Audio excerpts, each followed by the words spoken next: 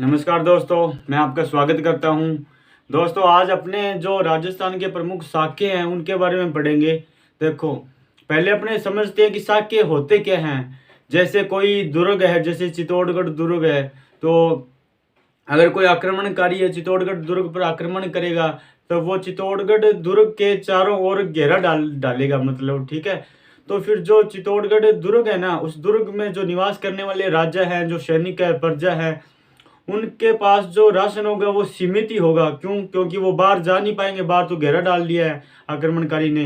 तो फिर वो उनका राशन पानी जो खत्म हो जाता है, और एक समय ऐसा आता है जब उन राजाओं के पास कोई ऑप्शन नहीं रह जाता दूसरा, उनको सिर्फ क्या करना पड़ता है, साका ही करना पड़ता है। तो देखो, साका दो चीजों से मिलकर बना होता है, एक तो केसरिया और एक जौहर। तो केसरिया भाई उसको बोलते हैं, जैसे अगर किसी आक्रमणकारी है वो दुर्ग पे आक्रमण करने वाला है, तो फिर जो राजा होते हैं उस दुर्ग के, वो क्या है कि अपने सिर पर केसरी रंग की पगड़ी बांध के या फिर केसरी रंग के जो कपड़े हैं वो पहन के उस राजा से युद्ध करता है। और ऐसी मन में भावना लेके युद्ध करता है कि जैसे कि अगर या तो मैं युद्ध में जीत के आऊँगा, या फिर मैं मतलब या मेरी लाश आएगी, मतलब मैं हार के नहीं आऊँगा इस युद्ध में। कहने का मतलब यही होता है केसरिया का मतलब, या तो जीत के आएंगे या फिर तो अपनी लाश ही आएगी। केसरिया का मतलब ये होता है, ठीक है। और फिर दूसरी बात, जौहर क्या होता है, तो जैसे कि कोई युद्ध हो रहा है, उस युद्ध में अगर मतलब कोई युद्ध में केसरिया कर रहे हैं, जो शासक हैं वो केसरिया कर रहे हैं, तो फिर जैसे ही जो शासक हैं, जो राजा महाराजा हैं, सैनिक हैं, उनकी रानियों को जैसे ही पता लगता है कि मतलब युद्ध में हमारे राजा हैं, महाराजा हैं, वो शहीद हो गए हैं, वीर गति को प्राप्त हो चुके हैं, तो क्या फिर वो रानियां फिर वो क्या करती है, जौहर करती है, मतलब पानी में या आग में कूद कर जान देना, मतलब अपने पति के मर जाने के बाद में पानी या किसी आग में कूद कर जान देना या अपने जीवन को समाप्त कर देना क्या कहलाता है, जौहर कहलाता है। तो जहाँ जहाँ पर या जिस दुर्ग में ये दोनों घटनाएं एक साथ होती है, पहले जैसे मानो केसरिया हो गया, मतलब किसी राजा ने केसरिया धारण कर लिया, उसके बाद में जैसे उन रानियों को पता चला कि हमारे जो पतिदेव हैं वो वीरगति को प्राप्त हो गए हैं, तो फिर वो जौहर कर लेती है। तो जिस दुर्ग में ये दोनों घटनाएं एक साथ होती है उसको साका बोलते हैं हम भी। तो राजस्थान में ऐसे कई साके हुए हैं जो कि एग्जाम की दृष्टि से बहुत ही इंपॉर्टेंट हैं, तो उनके बारे में अपने पहले पढ़ते हैं और उनको आज सभी शाखाओं को एक साथ ही देख लेते हैं अभी। देखो, सबसे पहले कौन सा साका हुआ है, रणथंभौर का साका हुआ था, 1301 ईस्वी को हुआ था। भाई रणथंभौर में किनका राज था, किनका अधिकार था, तो रणथंभौर है वहां पे चौहानों का राज था भाई, और चौहानों का राज था रणथंभौर में। और ये साका कहाँ पे हुआ था, रणथंभौर में साका हुआ। कब हुआ था, 1301 ईस्वी को हुआ था, और ये राजस्थान का पहला साका था भाई।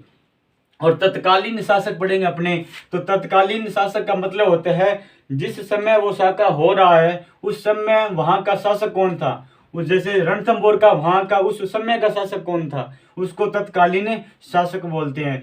तो जब रणथंभौर का साका हुआ था 1301 को, तो उस समय शासक कौन था, हमीरदेव चौहान शासक थे भी। और आक्रमणकारी कौन था, मतलब जिसके आक्रमण की वजह से ही वहां पे क्या हुआ, साका हुआ, तो वो आक्रमणकारी कौन था, अलाउद्दीन खिलजी था भाई। अब दूसरा साका कब हुआ था, 1303 ईस्वी को हुआ था, और कहाँ पे हुआ था, चित्तौड़गढ़ में हुआ था अभी। चित्तौड़गढ़ का पहला साका है। तो देखो, चित्तौड़गढ़ में भाई साहब 3 साके हुए हैं टोटल, तो ये चित्तौड़गढ़ का पहला साका है।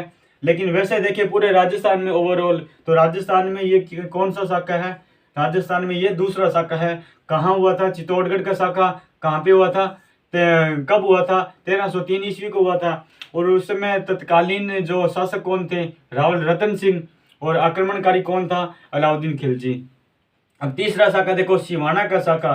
सिवाना भाई बाड़मेर में पड़ता है, एक जगह है वहां पे सिवाना का दुर्ग बना हुआ है, तो वहां पे ये सिवाना का साका हुआ था।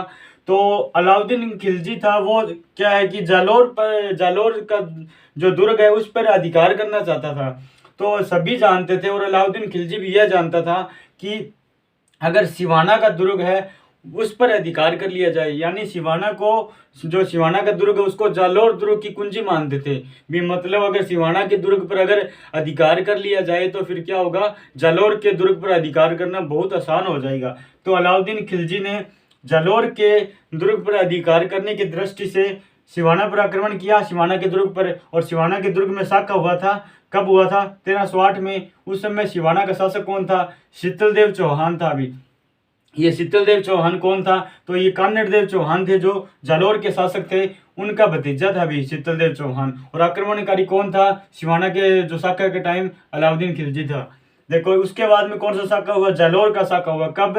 1311 ईस्वी में। देखो यहाँ पे 1308 में सिवाना का साका हुआ और सिवाना पर अधिकार हो गया किसका? अलाउद्दीन खिलजी का। उसके बाद में जालोर का साका हुआ 1311 ईस्वी में। और जालोर के उस समय वर्तमान में या तत्कालीन उस समय शासक कौन थे? तो कान्नड़देव चौहान थे भी। और आक्रमणकारी कौन था जालोर के साके में? अलाउद्दीन खिलजी था। उसके बाद में ओवरऑल देखें अपने राजस्थान में 5वां साका हुआ था। कब? 1423 ईस्वी में हुआ था। और कहाँ पे हुआ था? गागरोन का साका। गागरोन कहाँ पे है भाई? झालावाड़ में गागरोन दुर्ग है वो, तो वहां पे साका हुआ था। ये कब हुआ था? 1423 ईस्वी को हुआ था। और उस समय तत्कालीन शासक कौन थे? अचलदास खिलजी उस समय शासक थे भी। और आक्रमणकारी कौन था? होशंग शाह थे। होशंग शाह थे उस समय आक्रमणकारी थे। देखो भी अब तक अपनों ने टोटल 5 साके पढ़ लिए थे। अब अपने छठा साका पढ़ेंगे। तो छठा साका है वो देखो गागरोन का साका है भी। वो भी कौन सा? गागरोन का दूसरा साका।